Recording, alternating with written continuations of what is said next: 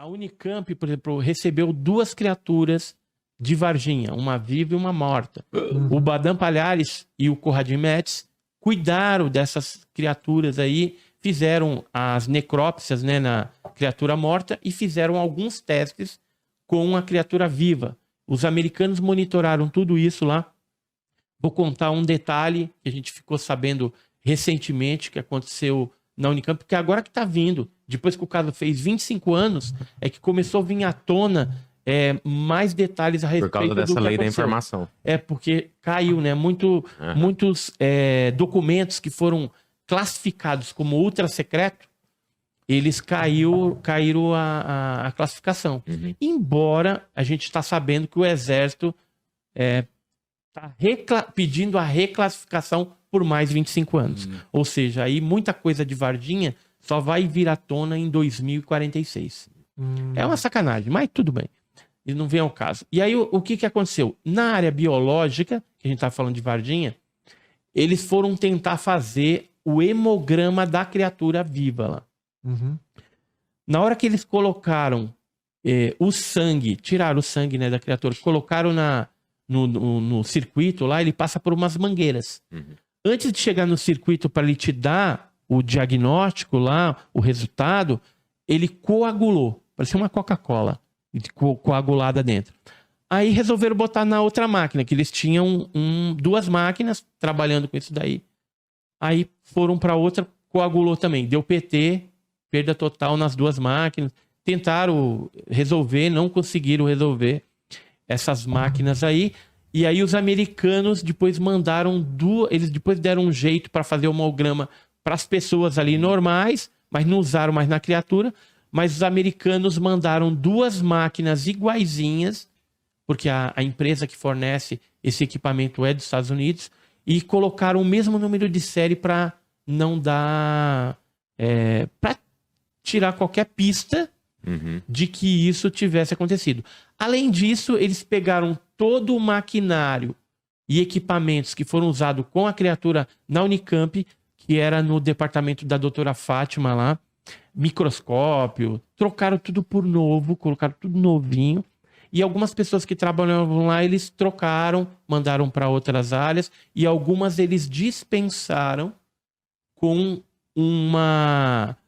Contrato de confidencialidade, às vezes. Pediram sigilo, mas deram um bônus, além do que eles pagavam normalmente, o devido ali, né? Da rescisão contratual, eles deram um bônus pecuniário para a pessoa ficar quieta. Entendeu? Então, isso é que eu tinha curiosidade a respeito do ET de Varginha, inclusive, né, que, assim, já tem muito tempo, né, de 96 para cá é muito tempo, é mais de 20 anos, e assim, se você falou dessas atualizações, se tiveram, além disso, mais atualizações do caso Varginha? Do caso de Varginha. Ixi, tem muita novidade pipocando aí, né? Inclusive, nessa revista aí que eu cedi para vocês, tem as novas revelações do caso Varginha. Vou abrir aqui. Porque é muito curioso, nossa. O caso Varginha... Na época foi um estrondo, né? Aí, novas revelações do caso Varginha. Então a gente tem aqui, por exemplo, depoimento desse locutor e produtor, o Ricardo Brum, né, que é um radialista e tal. Nessa época ele namorava uma menina do bairro Santana e chegou a ver umas movimentações lá. Tem o Marcos Feres, que é um ex-controlador de voo, que disse que no dia 20 de janeiro, que foi no dia que... um dia depois que caiu o objeto voador não identificado lá em Varginha, ele estava trabalhando na torre de controle em São Paulo e adentrou o espaço aéreo brasileiro uma aeronave da USAF, um C-17 enorme. E esse C-17 não tinha avoem, que era a autorização para entrar dentro do espaço aéreo brasileiro, já que era uma aeronave militar da Força Aérea. Aí o que aconteceu? O chefe dele chegou no local ali onde ele estava trabalhando. Nunca o chefe dele aparece lá. Mas naquele dia ele apareceu e falou assim: ô Marcos, deixa passar, depois aí vem o documento e tal. Tá tudo certo aí, depois vai vir o papel. E nunca veio o papel. Mas havia uma autorização de fio de bigode, provavelmente com o Comair, comando da aeronáutica e tal. E para onde que foi essa aeronave? Para Campinas. E de Campinas, o que que tinha esperando lá? 2 helicópteros da Força Aérea Brasileira que levaram aqueles americanos, né? Militares americanos, para Varginha. Então havia já toda essa rota, esquema feito de voo para lá. E assim, a gente foi pegando vários depoimentos, né, novos, de testemunhas que viram a nave, que viram criaturas lá. Então a gente, aos poucos, as pessoas estão tendo coragem para vir a público contar a respeito do que presenciaram. Que fim levaram essas criaturas, a morta e a viva? Você tem notícia Então foram disso? para os Estados Unidos. Foram levadas, para a área 51 mas, de lá. mas uma criatura foi para Iperó, que é uma base de segurança máxima da Marinha. As 2 outras nos Estados Unidos e ali em Iperó. E outra em Iperó. Só que eram muitas criaturas que estavam soltas ali, né, naquele momento, e aquilo persistiu durante vários meses. Né? Tanto é que em julho, olha só, o caso foi em janeiro, em julho, havia ali operações no Rio Verde, que é onde a ESA, a Escola de Sargento das Armas de Três Corações, instituição do Exército, pegava ali grupos de militares coordenados por sargentos e aí colocava o pessoal na água para tentar pegar esses bichos lá. Aí teve um militar que me escreveu uma carta naquela época, essa carta aqui, ó. Aqui é a original que ele me mandou. Inclusive, recentemente a gente fez um estudo nessa carta com um especialista e ele autenticou a carta como sendo verídica. No dia 22 de julho de 96, ele fala que, juntamente com os amigos, fizeram uma operação no Rio Verde e viram um bicho que era semelhante ao que as meninas viram no terreno baldio, ou seja, aquele ser marrom, com olho vermelho, com calombos, né? Ele fala chifres aqui, algumas pessoas falam chifres. Não posso identificar por questões de represálias dos meus superiores. Dos meus superiores. E aí ele fala que um outro amigo dele, ó, meu colega que participou de outra patrulha no dia 4 de julho, disse que viu nas águas um ser todo peludo, do tronco até a cabeça. Os olhos eram vermelhos iguais. Tony Ramos chapadaço. A gente até brincava naquela época que era o ET Tony Ramos. Mas a maioria das criaturas observadas foi dessa configuração aí. Pela magreza é vegano.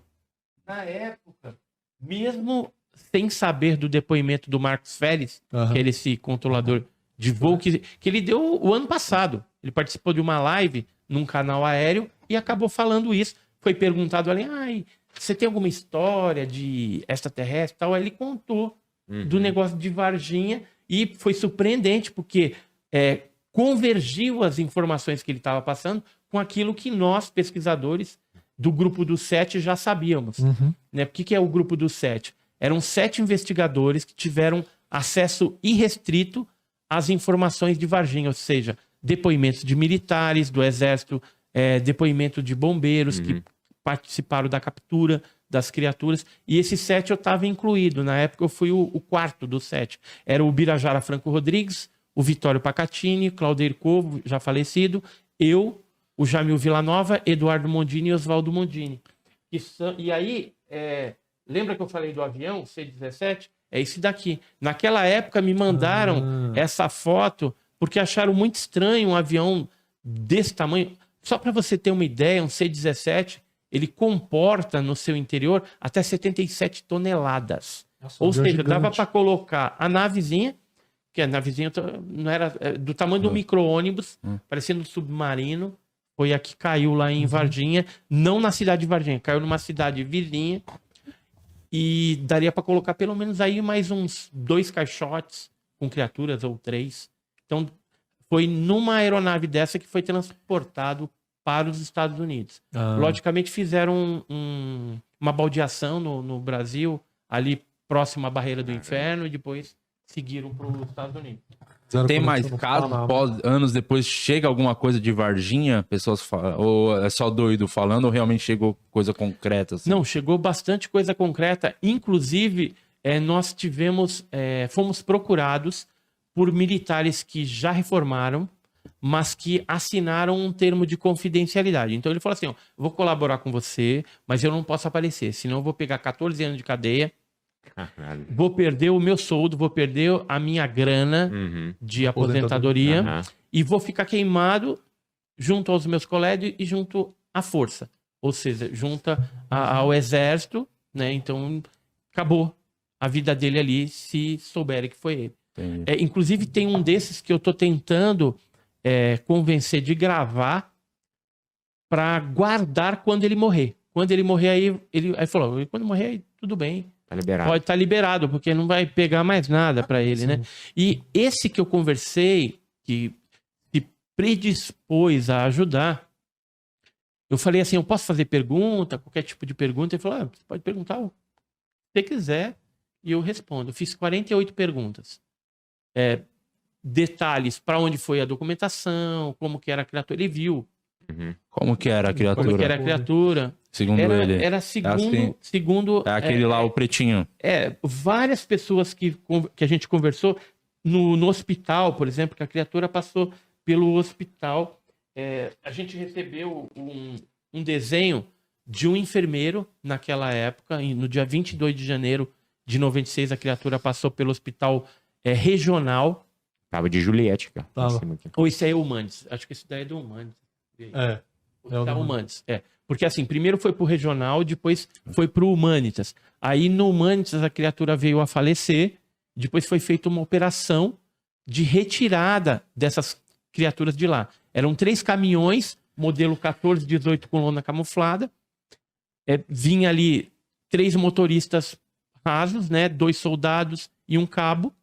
E mais um sargento, um tenente e um capitão assessorando. E lá dentro do hospital já tinha também o pessoal do S2, que é inteligência do exército, para poder coordenar as coisas. Estava inclusive um com uma câmera filmando e tal.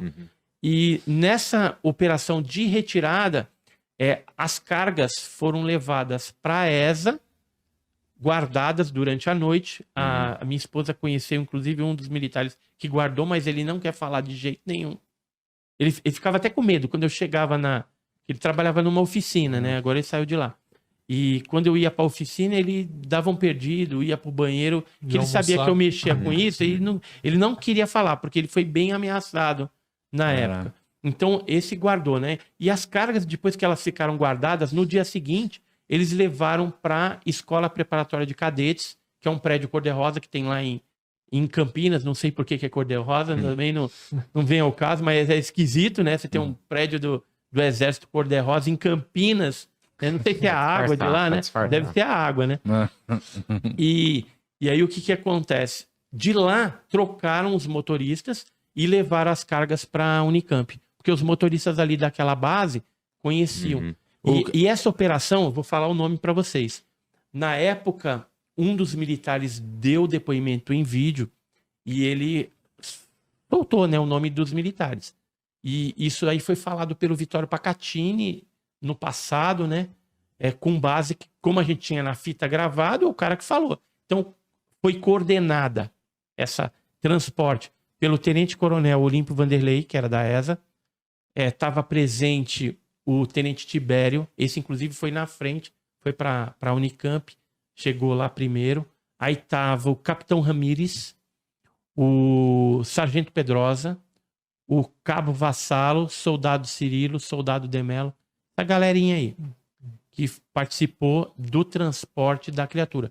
Das capturas, aí já foram outros militares ali que fizeram as capturas no Jardim Aderen, nos barrancos, numa mata, num local lá que eles chamam de detalhes Vovozinho. Como capturaram? Olha, o Corpo de Bombeiros capturou de manhã porque logo cedo algumas pessoas que acordavam ali para ir trabalhar e tudo mais viram uma criatura esquisita num barranco do Jardim Aderen. Aí ligaram pro Corpo de Bombeiros porque Corpo de Bombeiros que pega animal selvagem, né? Sim. E aí foi para lá uma equipe com redes, com luvas, desceram o barranco e pegaram uma criatura que não ofereceu nenhum tipo de resistência. essa criatura fazia um zumbido, segundo o depoimento. Eles colocaram, chegando em cima do barranco que estava na rede, colocaram dentro de uma caixa. Chegou um caminhão do exército e aí desceram alguns militares ali. Um deles falou assim, a gente vai levar isso. Aí os bombeiros falaram assim, não, peraí, a gente tem que comunicar o Major Maciel. Aí ligaram pro Major Maciel. O Major Maciel falou, não, aguenta aí que eu tô indo para aí. Aí ele mais um outro militar foram pro local, se não me falha a memória, o Rubens. Chegaram lá, aí ele viu a criatura ainda soltando um zumbido, fazendo um zumbido, e aí autorizou a liberação. Essa foi a primeira criatura que foi capturada pela manhã. Depois teve algumas operações à tarde, feita pelo exército na mata, pegaram uma criatura viva, uma morta. Depois teve avistamento pelas meninas no terreno baldio, que ele estava agachadinho lá, né? Que o Cacete Planeta falou que ele estava fazendo necessidade, mas não é bem isso. Que é tipo a esse gente fica desenho até aí. pensando, cara, que embora o Cacete Planeta seja um programa de comédia e tudo mais, às vezes pode ter sido até motivado pelo Exército para dar um descrédito no assunto para ver se o negócio abaixava a poeira, entendeu? A gente ficou até pensando isso. Pode ser que não, pode ser que sim. Porque assim, o Exército trabalha muito com contra-informação, desinformação, meias-verdades, meias-mentiras, para desacreditar quando eles não querem que alguma coisa venha. Acobertar algo polêmico, né? Isso. E aí as meninas viram, saíram correndo, tal. Quando a mãe dela voltou junto com a Kátia, já não estava mais a criatura, só viram as pegadas no chão, sentiram o cheiro. E aí essa criatura não estava mais lá, sumiu. A gente acredita que essa criatura foi capturada pelo Marco Elixerese, que era um PM da Polícia Mineira, um P2, que ele também era da inteligência. Esse jovem tinha 23 anos. Vou mostrar ele aqui para vocês. O Marco Elixerese era esse cara aqui. E ele, depois de ter capturado essa criatura, ele sofreu um arranhão embaixo da axila e cortou a blusa e arranhou ele. Aí tudo bem, aí levou lá para o hospital, tudo acabaram deixando depois no hospital regional. Primeiro levaram no pronto-socorro do regional, o cara não quis atender, aí já tinha uma ala separada, ele levou essa criatura. Nós acreditamos que essa criatura que eles pegaram é a criatura que as meninas viram. E eles praticamente chegaram a atropelar essa criatura. Tanto é que essa criatura chegou com uma fratura exposta no joelho. Era Ana Maria Braga, então. E um médico, ele tratou dessa criatura. Teve um outro médico norte-americano. O cara que sofreu o arranhão morreu. Então, algum tempo depois, disse que teve uma espécie de furúnculo. Infecção. Como se fosse um pelo encravado. E aí, ele foi piorando, foi internado e morreu. E aí, o legista... Em menos de um mês ele morreu. Eu tive lá no final do ano passado. A gente foi na casa do legista dele, já tá velhinho, e conversamos sobre essa história. E o vídeo tá no meu canal, lá no canal Enigmas e Mistérios. E aí o doutor Janini, ele fala que o que foi estranho é que ele nunca viu bactérias atacarem tão fortemente, no caso do Xerese, se fosse apenas um furúnculo. Um pelo encravado comum. Um pelo encravado comum. Porque ele falou assim, ó, geralmente você tem um ataque, pode ter morte, até pode, mas não do jeito que foi, tão violento, tão rápido. E uma coisa que ele achou esquisita é que geralmente quando tem as bactérias, elas atacam vários órgãos. E quando ele tirou o cérebro, não tinha nada. Diz que tem umas coisas que tem que aparecer, pulgas, ele chama pulgas, nome técnico, eu não entendo muito bem disso, mas não tinha esse tipo de evidência no cérebro. E eles colocaram lá no laudo que ele morreu de pneumonia. E ali nasceu um jovem COVID. de 23 anos de idade, no seu auge de saúde.